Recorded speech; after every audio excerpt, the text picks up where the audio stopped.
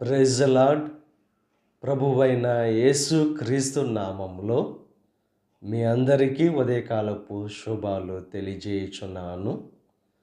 ఈరోజు దేవుడు మనకు అనుగ్రహిస్తున్న అతి శ్రేష్టమైన వాగ్దానము యెషయా గ్రంథము 54వ అధ్యాయము 17వ వచనాన్ని చదువుకుందాము.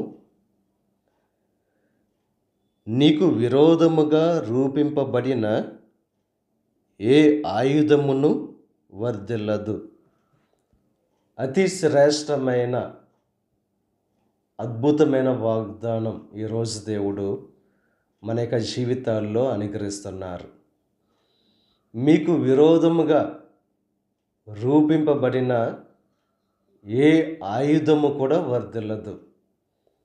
ఆ రూపింపబడిన ఆయుధం ఎంత శక్తి కలిగింది